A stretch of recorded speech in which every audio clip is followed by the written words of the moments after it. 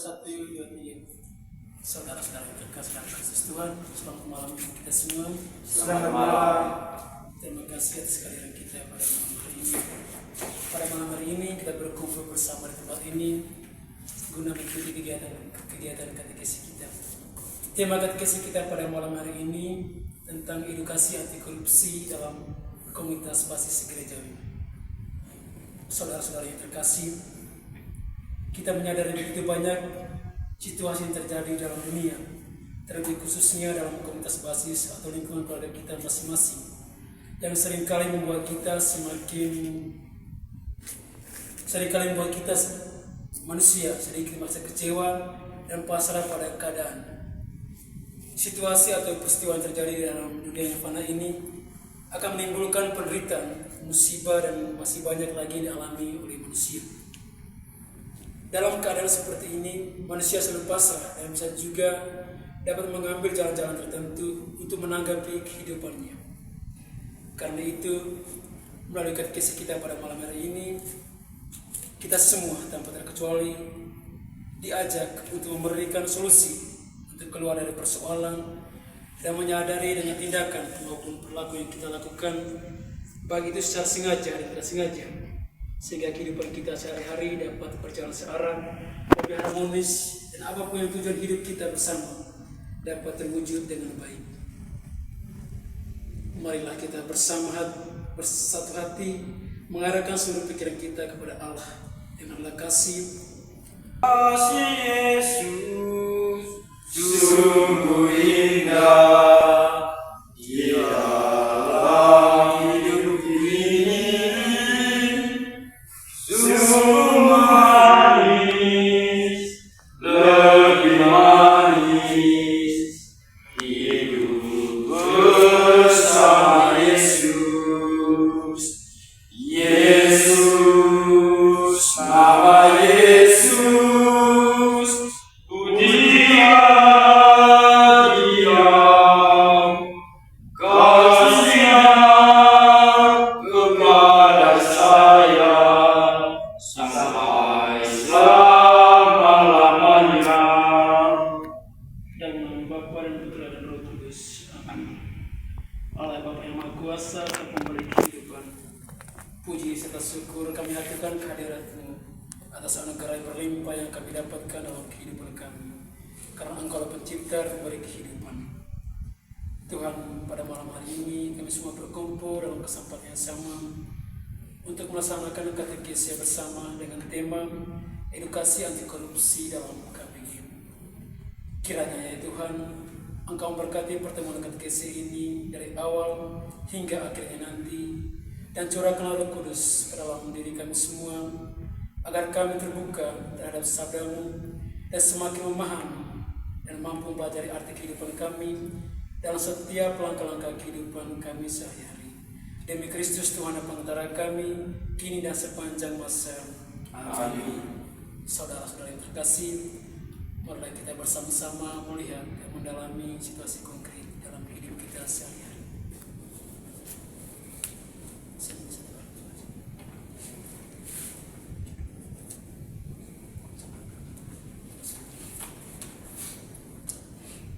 Kepala desa yang rakus.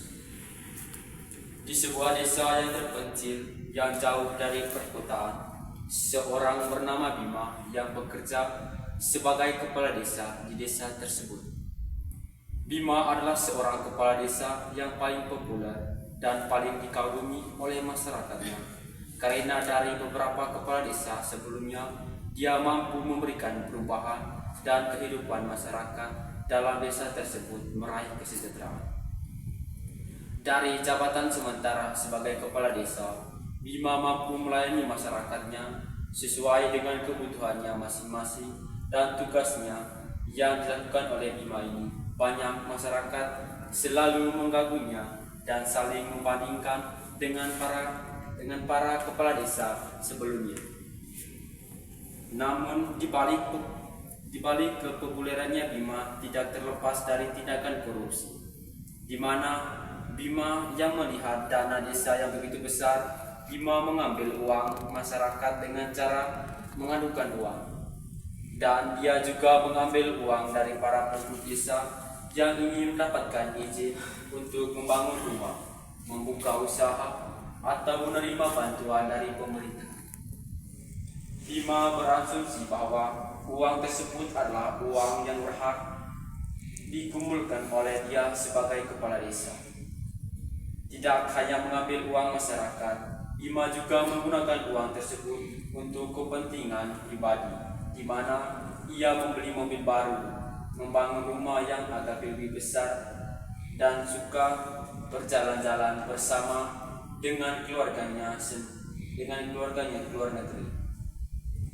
Selang waktu setelah masyarakat mengetahui perilaku Bima, mereka sangat kecewa dan mengaku kepada pemerintah tentang kecerobohan Bima tersebut. Dan akhirnya pihak pemerintah mendapatkan bukti tentang tindakan Bima, lalu mereka mengeluarkan Bima dari jabatan kepala desa dan pidana.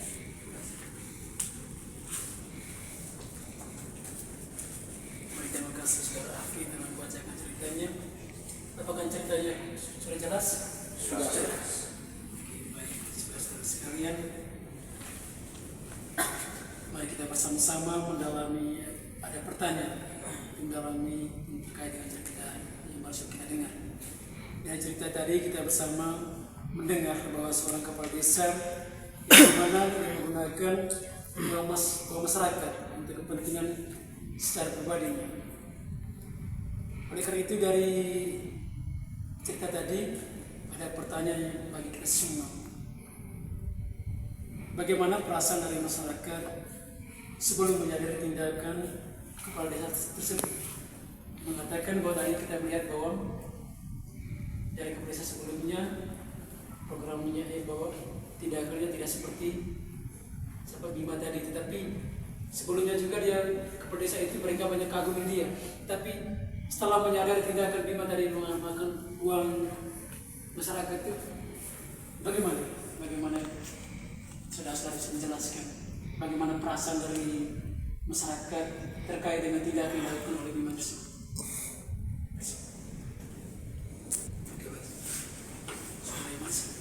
Terima kasih atas kesempatannya. Kalau saya dengar dari cerita tersebut bahwa keadaan di masyarakat tersebut sangat kecewa. Mengapa demikian?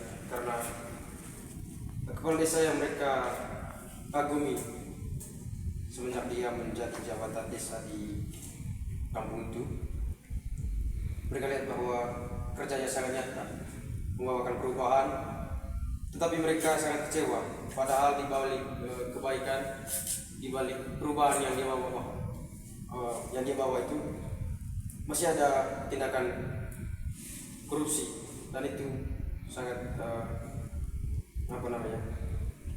sangat merugikan dana-dana yang telah dianjurkan ke desa tersebut. Jadi menurut saya, kalau saya di posisi masyarakat itu sangat kecewa ya, karena kepala desa yang kita percaya bahwa dia sangat nyata kerjanya dan bawa perubahan, tetapi pada akhirnya dia juga yang bawa dampak yang buruk bagi desa tersebut. Terima kasih. Terima kasih saudara Iman. Mungkin ada jawaban. Baik, kalau tidak ada kita lanjut ke pertanyaan yang kedua. Dari cerita yang kita dengar tadi, bagaimana tanggapan dari semua terkait dengan cerita tersebut? Setelah kita mendengar isi cerita tadi bahwa seperti jawaban dari saudara Iman tadi mengatakan bahwa dari awal jabatannya itu mereka masyarakat pandang bahwa dia itu baik dengan program kerjanya, tapi selang beberapa waktu kemudian ada tindakan korupsi dalam penggelapan uang tadi. Terus sekarang bagaimana tanggapan dari kita semua terkait dengan cerita tersebut?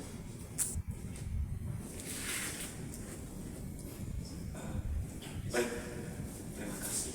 Berkaitan dengan tanggapan sebagai respon dari tindakan korupsi yang ada di dalam cerita tadi, saya berpikir bahwa masalah-masalah seperti ini bukan hanya di dalam cerita, tetapi ini merupakan masalah yang sangat realita. Bahkan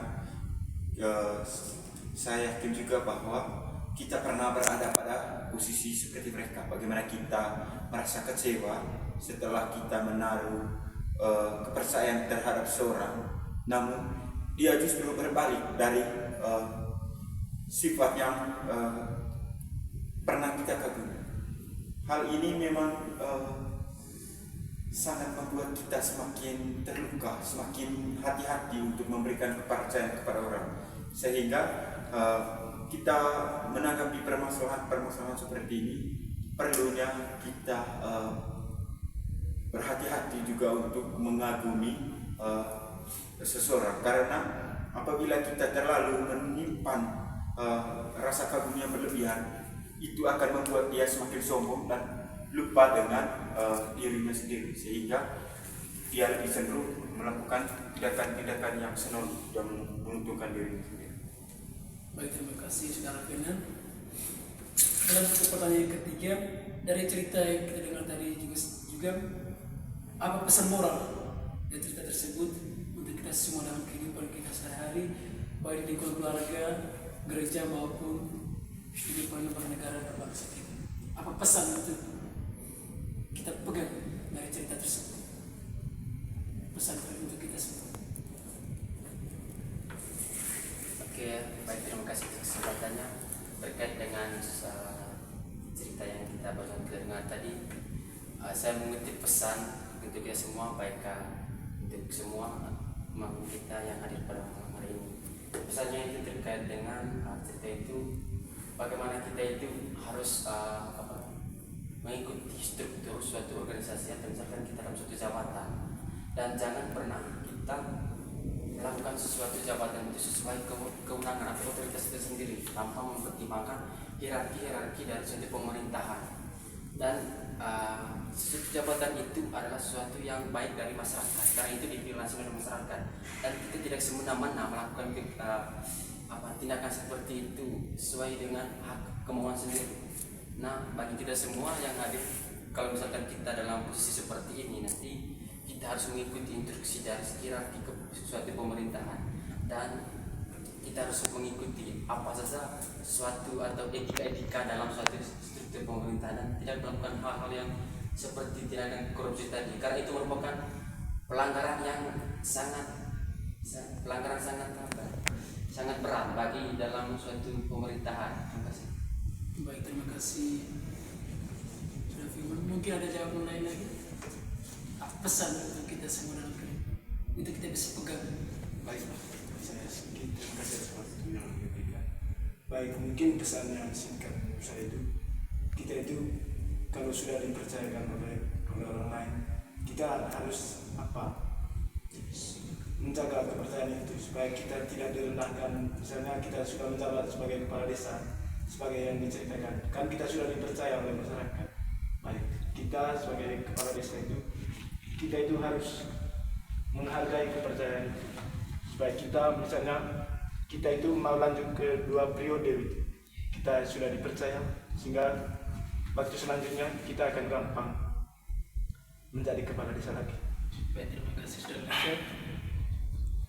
Kita kalau sebagai calon pemimpin, kita harus hidup, kita harus jujur, karena kita itu dipercayakan oleh masyarakat untuk bisa jadi pemimpin terhadap mereka.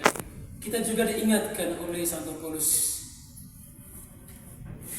yang mengatakan mengingatkan kepada kita bahwa cinta akan uang sebagai akar segala kejahatan, yang dimana seorang yang diperbudak oleh uang memiliki kecintaan akan kelimpahan harta, kemewahan, kepuasan, serta keinginan yang tak henti-hentinya terhadap kekayaan, sehingga sangat mudah terjerumus dalam tindak koruptif. Bahkan Santo Paulus menegaskan bahwa orang serakah sama dengan penyembah berhala. Dan bagi Santo Paulus, dosa korupsi terjadi karena orang dikuasai iblis untuk menahan sebagian uang yang sudah diperuntukkan bagi kepentingan dari suatu komunitas. Kita lihat dari seruan pastoral Konferensi Wali Gereja Indonesia tahun 2016 dengan tegas mau mengajak kita semua untuk terlibat aktif dalam pemberantasan korupsi. Karena korupsi adalah kejahatan yang merusak martabat manusia, dan korupsi juga membunuh orang sesamanya, terutama bagi orang-orang yang kecil dan korban. Maka dari itu kita harus bisa memberantas korupsi dengan berani bertindak melawan korupsi sebagai perwujudan iman kita. Baik saudara-saudara yang terkasih, untuk lebih mendalami tema katekesi kita pada malam hari ini, saya mengajak kita semua untuk bersama-sama mendengarkan bacaan singkat dari Injil Lukas bab 15 ayat 1 sampai 7. Saya minta satu orang. Tuhan beserta kita sekarang bersama. Inilah Injil Tuhan kita Yesus Kristus menurut Lukas. Perumpamaan tentang domba yang hilang. Para pemungut cukai dan orang-orang berdosa biasanya datang kepada Yesus untuk mendengarkan Dia. Maka bersungut-sungutlah orang-orang Farisi dan ahli-ahli Taurat, katanya, Ia menerima orang-orang berdosa dan makan bersama-sama dengan mereka. Lalu Ia mengatakan perumpamaan ini kepada mereka. Siapakah di antara kamu yang mempunyai 100 ekor domba, dan jikalau ia kehilangan seekor di antaranya, tidak meninggalkan yang 99 ekor di padang gurun dan pergi mencari yang sesat itu sampai ia menemukannya. Dan kalau ia telah menemukannya, ia meletakkannya di atas bahunya dengan gembira. Dan setibanya di rumah, ia memanggil sahabat-sahabat dan tetangga-tetangganya serta berkata kepada mereka, Bersukacitalah bersama-sama dengan aku, sebab dombaku yang hilang itu telah kutemukan. Aku berkata kepadamu, demikian juga akan ada sukacita di surga karena satu orang berdosa yang bertobat, lebih daripada sukacita karena 99 orang benar yang tidak memerlukan pertobatan. Demikianlah Injil Tuhan. Terpujilah Kristus. Saudara-saudara yang terkasih, dari Injil yang kita dengar tadi dari Injil Lukas bab 15 ayat 1 sampai 7. Kita semua sudah mendengar dan menjelaskan? Sudah. Baik, dari Injil tadi ada beberapa pertanyaan untuk kita. Dari teks yang baru kita dibacakan tadi, kita dengar tadi, coba temukan ayat-ayat yang menarik dari Injil tersebut.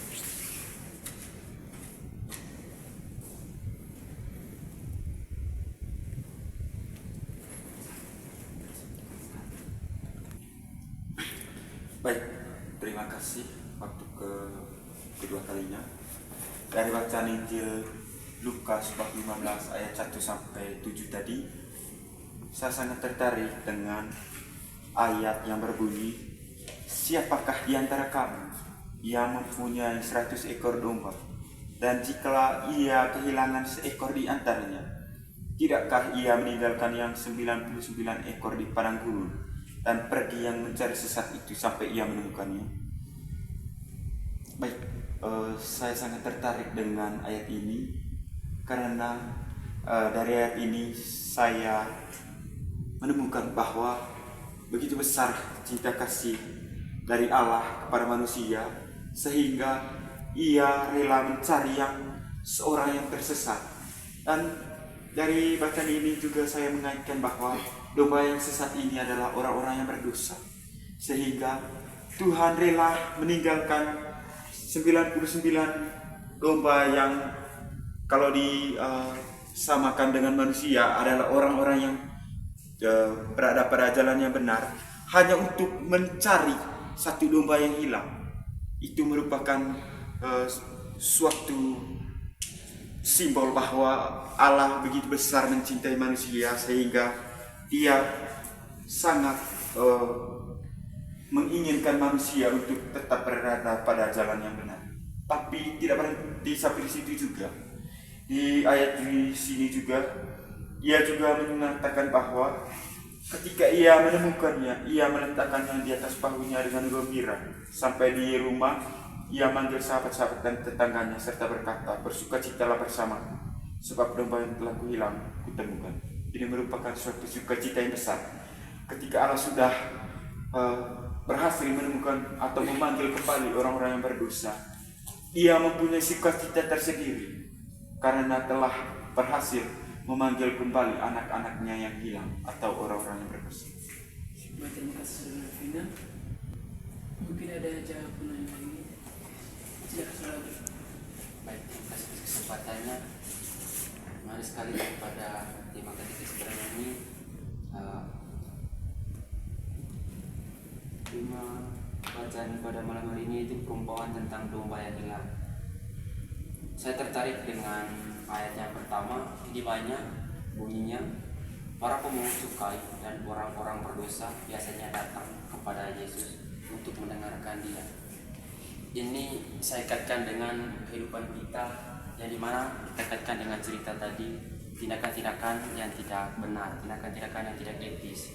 Ini merupakan tindakan hal yang tidak bagus bagi realita kita. Namun ayat ini mengaitkan kita supaya tindakan-tindakan seperti itu atau tindakan korupsi seperti itu tadi biasanya kita mereka merenung kembali apa yang mereka perbuat, karena mereka perbuatan-perbuatan itu bukan perbuatan atau tindakan-tindakan yang salah. Nah, ketika mereka melakukan itu, ada saatnya mereka merenung bahwa tindakan itu tidak baik, tidak etis, bahkan itu merupakan tindakan yang tidak bagus bagi kalangan-kalangan sekumpulan dengan dia, dan itu merupakan hal yang sadar, yang paling mulia di muka bumi ini, karena manusia ini kan makhluk rasional. Segala tindakan perbuatan yang salah memiliki kesadaran bahwa itu merupakan tindakan yang tidak baik. Maka pesan dari ayat ini yang itu sebaik tindakan yang kita alami itu baik dan buruknya itu pasti ada kesadaran bahwa kita itu hidup dalam komunitas bersama dan kita itu harus berbuat baik terhadap sesama, karena lingkungan kita itu lingkungan sosial, hidup saling membantu, hidup saling berdamai, berdampingan antara sesama dan menyejahterakan bersama. Terima kasih. Baik, terima kasih Saudara Afri. Dan ke pertanyaan kedua, apa yang menggerakkan hati orang-orang Farisi dan ahli-ahli Taurat sehingga datang kepada Yesus itu bersungut-sungut? Ada begitu orang-orang Farisi dan ahli-ahli Taurat itu datang bersungut-sungut, dan pasti ada sesuatu sehingga mereka datang untuk di hadapan Yesus. Mungkin mereka tidak suka dengan tindakan atau mungkin kehidupan Yesus bersama dengan atau kehidupan atau langsung hidup Yesus sepertinya hidup di dalam suatu lingkungan itu. Tapi di sini pertanyaannya, apa yang menggerakkan hati orang Farisi sehingga mereka tidak datang kepada Yesus? Yang menggerakkan hati orang Farisi yang di mana Tuhan tidak melihat orang berdosa itu, tapi Dia rangkum semua orang berdosa, Dia panggil untuk makan bersama. Itu makanya Tuhan, orang Farisi sangat bersungguh-sungguh untuk makan bersama Yesus. Karena mereka tahu bahwa Yesus tidak memandang bahwa orang berdosa jangan panggil untuk makan, tapi Dia panggil semua orang berdosa, tidak memandang bahwa orang berdosa jangan makan sih. Itu saja. Baik, terima kasih Saudara Andi. Kita lanjut ke pertanyaan ketiga. Apa pesan dari Injil tersebut yang baru kita dengar baik kita dalam kehidupan sehari-hari? Mungkin kita langsung sharingkan dengan pengalaman kita terkait dengan bacaan Injil tadi, atau terkait dengan cerita atau situasi dalam kehidupan kita dalam lingkungan keluarga atau lingkungan masyarakat, negara. Baik, terima kasih atas kesempatan kesekian kalinya.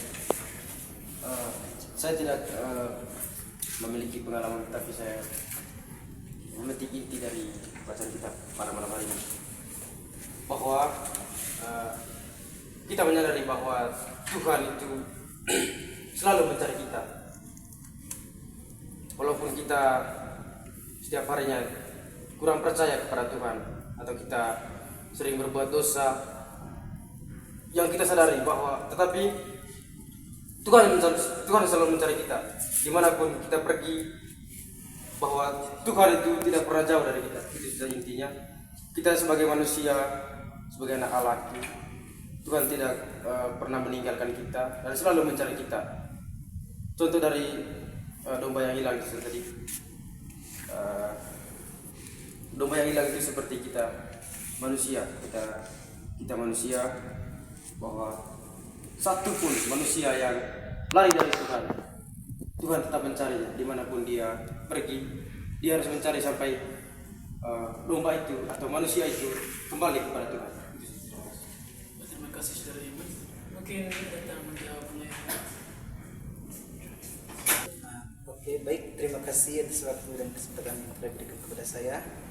Pengalaman di kami punya kampung, khususnya di kami punya KBG, Bapak KBG itu pernah diolok oleh warga dalam satu KBG karena dia korupsi uang iuran. Makanya satu kampung, satu KBG ini tuntut bahwa Bapak KBG ini korupsi. Terus banyak waktu kami kumpul satu malam, itu malam penutup giliran. Pada malam itu kami terjadi kasus di malam karena ada satu bapak tua yang menuntut bahwa ini bapak KBG kita ini tidak tanggung jawab dalam melaksanakan tugas dari gereja. Makanya itu malam kasus besar, bahkan sampai bawa dia di Kepolisian. di stasi, khususnya di stasiun itu di gereja. Akhirnya pertemuan antara para pengurus KBG dengan pengurus dewan. Oh iya. Pada intinya itu KBG kami punya Bapak KBG itu korupsi. Terima kasih. Terima kasih saudara Joni. Pengalaman sangat menarik sekali. Bapak Ketua KBG Tidak merata. tidak mencintai tugasnya, tapi dia lebih mencintai dia mencari kebahagiaan secara duniawi. Tapi dari saudara-saudara mungkin ada pengalaman lain lagi bisa diceritakan. Oke, baik, terima kasih atas kesempatan kedua kali yang telah diberikan kepada saya. Baik, ini pengalaman pribadi saya. Khususnya di kami kampungnya, di mana ada seseorang guru ini semangat sekali membentuk komunitas kecil, yang dimana tujuan dari membuat komunitas kecil ini guna untuk bagaimana kita mengatasi ketika ada masalah-masalah di satu punya kampung, yang dimana Pak Guru ini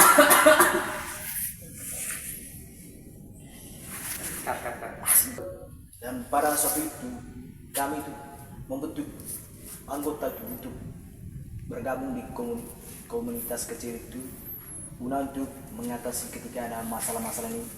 Kami bisa memakai atau kan waktu itu kami mengumpul uang itu kisaran 50 per orang.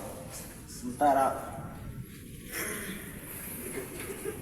Baik, sudah bisa silakan. Baik, terima kasih atas waktu. Baik, berkaitan dengan video yang sudah dibacakan tadi, ada saya punya pengalaman. Pengalaman ini berkaitan dengan saya punya teman bendahara yang ada di kelas. Iya, bendahara kami kan dia korupsi uang kelas. Waktu itu uang kelas itu satu kelas itu kumpul per orang itu 2.000. Tapi dia korupsi lagi itu uang. Jumlah uangnya waktu itu 40.000. Dia korupsi itu 20.000. Dia korupsi 20.000. Dan kegunaan uang itu tidak tahu kemana. Padahal awalnya kita sepakat satu kelas bahwa uang itu untuk beli pohon. Tapi hasilnya satu saja pohon yang dibeli. Padahal kalau dijumlahkan uang 40 itu bisa dapat 5 atau 6 gitu pohon. Itu. Terus satu kelas itu untuk dia. Akhirnya dia mengaku juga dan dia mengakui kesalahannya itu. Itu saja dari saya. Tos. Pengalamannya tahu sampai Pak Guru Jadi, baik, terima kasih saudara-saudara. Terima kasih sharing pengalamannya. Kita kembali ke dalam Injil Lukas tadi, ditemukan ada ayat yang menarik yang merupakan dari isinya itu menceritakan bahwa tentang belas kasihan dan kegembiraan Allah atas apa yang hilang. Dalam perumpamaan itu menggambarkan kegembiraan Allah ketika ia menemukan yang hilang yang telah dijelaskan dalam ayat 5-7. Dan kalau ia telah memberitahukan, ia meletakkan di atas bahunya dengan gembira. Dan setibanya di rumah, ia memanggil sahabat-sahabat dan tetangga-tetangganya serta berkata, bersukacitalah bersama-sama dengan aku karena dombaku yang hilang itu telah kutemukan. Dalam Injil Lukas tadi itu begitu banyak orang-orang Farisi dan ahli-ahli Taurat menguji kepada Yesus. Tapi dengan adanya perumpamaan itu, Yesus dapat mengubah pemahaman mereka semua agar mereka luput dari dosa maupun kesalahan yang mereka gunakan. Tetapi dalam terkait dengan Injil tersebut terdapat pesan moral bagi kita untuk kehidupan kita dalam berkeluarga, dalam bergereja maupun kehidupan berbangsa bernegara. Itu bahwa Allah senantiasa menginginkan kita semua untuk mencari dan menyelamatkan yang hilang, termasuk orang-orang yang berdosa, dan juga menjadi gembala yang mengembalikan mereka kepada Allah. Kita perlu berhati-hati dalam melakukan tindakan-tindakan seperti tadi, tindakan korupsi, karena itu merupakan suatu tindakan kejahatan, kebusukan dari sifat dan tindakan kita. Karena dari tindakan kita ini merugikan begitu banyak orang. Kita dari tindakan kita punya ini, kita hanya mencari kebahagiaan secara dunia. Tetapi Allah ingin supaya kita itu mencari apa?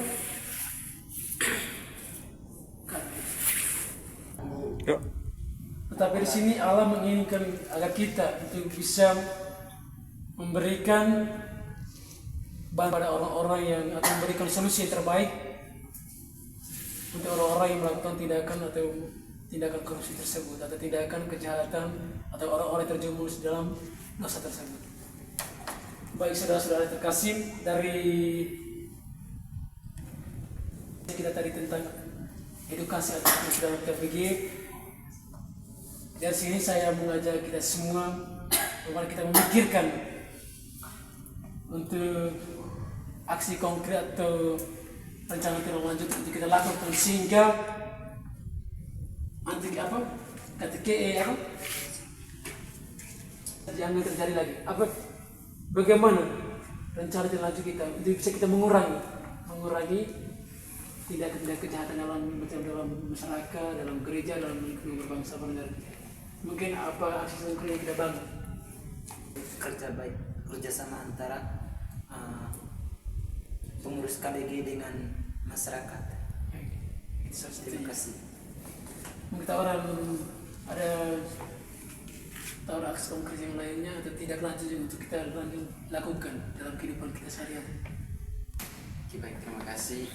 Berkaitan dengan tindak lanjut tentang tema yang kita bahas pada malam hari ini, saya menawarkan berkaitan dengan cerita tadi, itu bagaimana pihak pemerintah terkait melakukan atau membuat hukum yang tegas terhadap pejabat-pejabat yang memiliki tugas di suatu sistem pemerintahan itu. Dan hukum itu jangan sewenang-wenang, hukum yang yang biasa, kita tahu lah kondisi Indonesia kan hukumnya tidak merata dalam sistem hukumnya. Tetapi yang saya tawarkan itu hukum itu harus tegas, dan di mana hukum itu misalkan dalam tindakan korupsi itu harus tegas, yaitu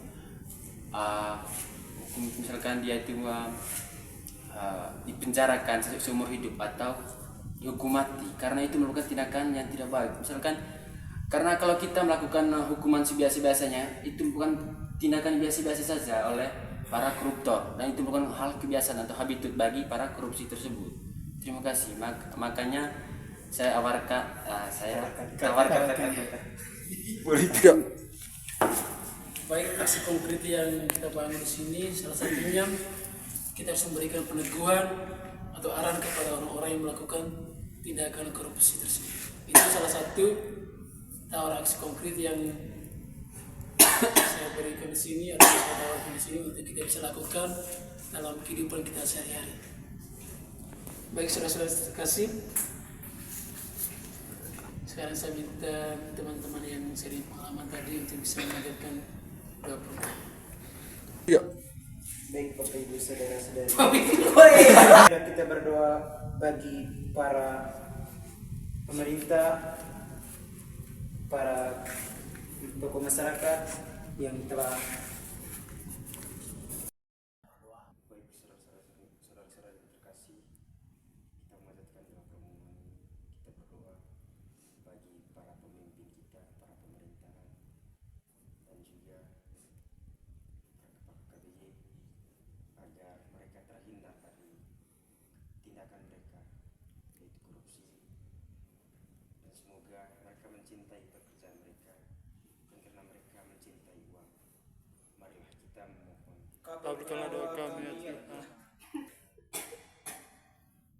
Saudara-saudara yang terkasih dalam Kristus, marilah kita berdoa bagi para pemimpin yang telah melakukan korupsi. Semoga mereka cepat sadar dan tidak akan melakukan tindakan korupsi lagi.